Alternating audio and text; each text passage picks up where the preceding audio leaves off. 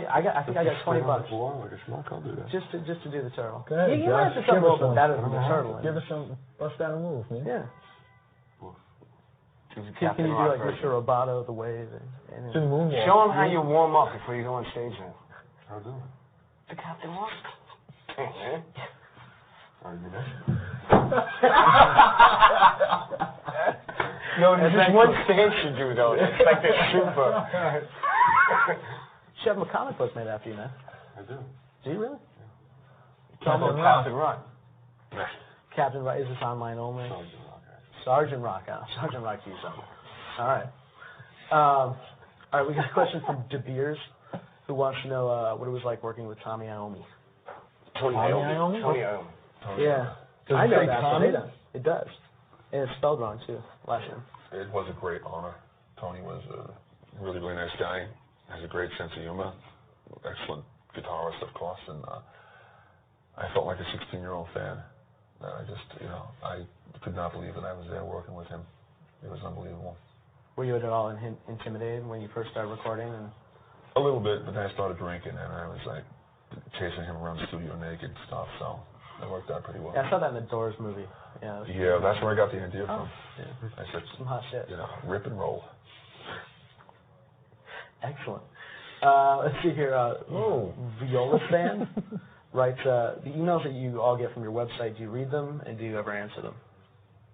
I do. I read all my email and I answer all of it. Wow. I try to answer. I answer most of it. A lot of it, some of it's not even questions. Yeah, it's just like, dude, you guys. Hey, you guys are great. You guys is badass, man. And stuff like that. What do you say in response to that? No, thanks. Yeah, will you write back? Right back, thanks. I mean, you're welcome.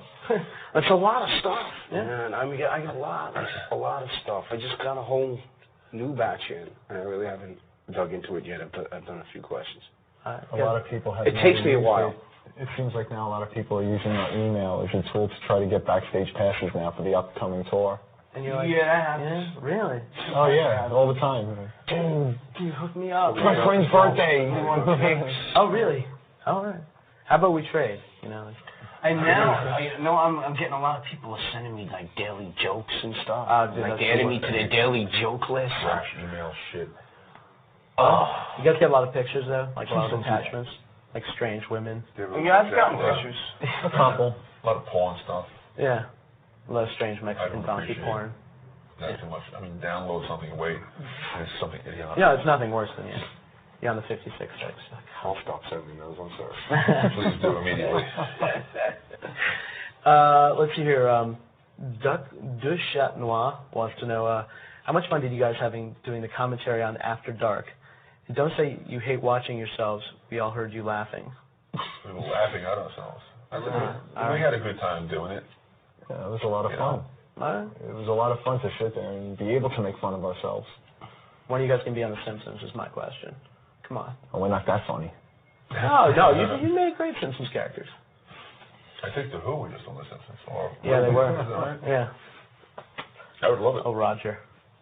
It's the best piece of acting he's ever done. Immense popularity, I would guess. No, I don't know. They like to throw in like strange pop culture references every once in a while. Who knows? All right, Atheist Evolution. Where do these names come from? I've seen that name. Atheist Evolution wants to know then, do you think being viewed as a sex symbol has a positive and negative effect on your music, and in what way? I was going to, actually. What do you got? Not 2 inches. Trick, scam, caboodle. Zing! Walked right into that one.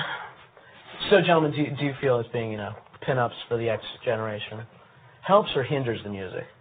I mean, really. Depends what kind of band you are. Well, what kind of band are you? What kind of band? Generally, does it help or? He's talking about us. I'm talking about you. I'm not talking about your insane sort of brain dead. Dane bread. Oh God. Dane bread, Alex. I think it's a good thing. I mean, if people want to come to a show for any reason, whether or not they think we're sex symbols or they like the music, or they've come to a show to stab us, which has actually happened. Really? As long as they pay to get in, we don't really care why you're there. We just hope you get something out of it. All right, and that you don't get stabbed by the end of the evening. No, someone else did one time, yeah. Really? It wasn't Yeah. us, yeah. It was a show. Where was this? Out west? I was in San Jose, the event center. Apparently, a member of Type O Negative fucked around with this guy's wife. Came to kill one of us. We didn't know which one it was. Either us or Wow. Danzig. Yeah. Oh. But I think he did mention Type O Negative. And he actually managed to stab the ticket clerk and kill this guy for, like, no reason because the guy tried to stop him from going in. Jeez, man. And then our bus driver tackled Who was like 3 feet tall. Yeah. the guy. Apprehended him. And I think So the we cops got missed a couple of shows because there was all kinds of forms and paperwork. Wow. It's crazy. He's dead now, isn't he? The bus driver? Wow. All right. I'm not sure. No. That wasn't Willie. No. That was Mike. Mike, isn't he dead? Mike, if you're watching, I don't know. call. People are dropping like flies, man. All right. Yeah. Okay. That was kind of a melancholic question. Took us down a notch. So, Velvet Goldmine just wants to know why do you guys always play Philly on Halloween? What's the connection? The roll of the dice, there was no connection. Actually, Is it what just had by happened- accident, though? What Is that had just happened the- originally was it was really hard to get a show in New York City for Halloween. Yeah. So what had happened was go to the closest city, and G-Neck. right, and then they didn't have a show available. Oh. So then we had to go to Philadelphia, All right. and then from there it just became like this thing. It became became like this thing onto itself. Yeah, tradition. Totally. Now, do you now always, I think this is like the 4th year in a row that we're going to be playing the Truckadero on Halloween. I was gonna say, what's the gig? Okay, truck it out. And it's always a lot of fun. So it's that's certainly been an incentive. Yeah. Do you always get do you get the freaks dressing up? Yeah, Philadelphia's a pretty wild city. Yeah.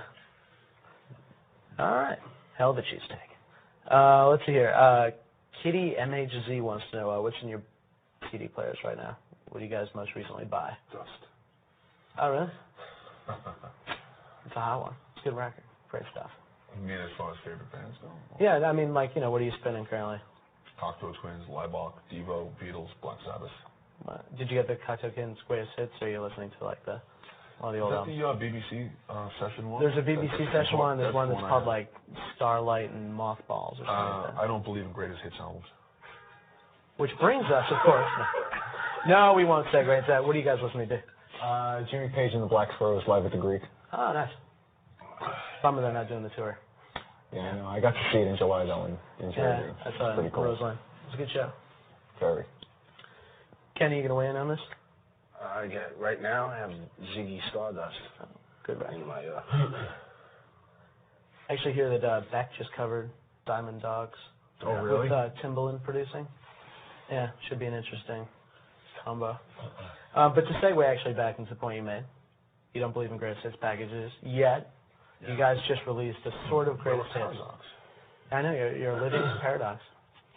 I'm an orthodox. Orthodox. Why did you guys decide to do it, or is this, just another case of the man trying to make an extra dollar? That's pretty much accurate. All right. But it was a contractual agreement that at some point we had to produce a greatest hits album with 2 new tracks. Oh, okay. Which will be out October 31st at 10:31 in the morning. 10:31 in the morning? Plug. 10:31. Nice. That's cool. We tried to keep it a little interesting instead of just repackaging the same old shit and just putting it out with a different cover on it though. Most of the stuff has never been released on any of our full-length studio CDs and like you said, there's the unreleased tracks and B-sides and Rare tracks. Yeah. Rare tracks. All right. If I was a fan, I'd buy it. Okay. It's got the tweaky keyboard mix or something it's called. My cheese organ mix of my girlfriend's girlfriend. If only you had me write your copy. Next time. All right. You call me, I'll do There'll it. be other bios. Let's see here. Chameleon wants to know, as you guys get older, have your views changed or your attitudes changed from, say, a decade ago? Okay, that's a nice broad question that I think we're all going to answer yes. Everybody changes, even day to day. A decade, sure. I'm not the same person I was. And 10 years from now, I won't be like I am right now. I am the same infant I've always been with absolutely zero growth in any area whatsoever. with a lot of regrets, as your bio says. Not really, no. That was just written in there. They lied again. Gentlemen, have you changed, or are you still the infantile beings you once were? I believe in God and wipe my ass now. And I floss. Yeah. That's interesting. For all you kids watching. I hope to think that I've had some kind of change over the last 10 years, depending on who you talk to, though. It's pretty subjective. Yeah.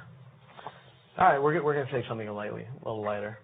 The second Drudge Skeleton wants to know, does the song "Everyone I Love Is Dead" relate to a personal loss, or is it a fictional account that you created? Absolutely. It has to deal primarily with my father and some aunts and uncles. I come from a very large family, and most of my relatives were quite old. So it was great when I was a kid. Christmas, Thanksgiving, the family was all there, and there was a lot of love and everything. But as I grew older, they started dropping off like flies. So being that we tour a lot, sometimes when I get to see my relatives, they're dead. Which sounds funny, but it's not. Thank you for that light question. Yeah, I know. Yeah, I thought that was good. Yeah, no, I thought. You just blew my whole head. I was actually looking at something else when I said that. All right, we got a question for Kenny from the French fan De Chat Noir, who wants to know, Kenny, what's going on with your writing? Sex is dead? Question. I haven't really haven't anything up on. I actually do have something up on the board, 2 pieces, but I got a quarter of the way through them, and I am currently preoccupied All right. with other stuff. So it's on the back burner. All right. Okay, there is a lighter question. Barry, a cello fan, wants to know, who's the hottest chick in rock? I think Josh. Can't take him anywhere. Johnny's the hottest chick in rock. He's the hottest chick in rock. Aside from Lita Ford. We can leave her out of that one. She's a slut. Oh, but she was hot during the day, man. No, it's not Courtney Love. No. Melissa Etheridge? No, she's almost the guy. No. Get out of here. For so many reasons, it's just. Come on, I mean, what do you think? You like your Sarah McLaughlins of the world, Dido? I mean. I think the ultimate woman is Elizabeth Hurley. Ah, no doubt. She is. Her name is Elizabeth. Shut up. I knew it. How much do we pay you to be in this band?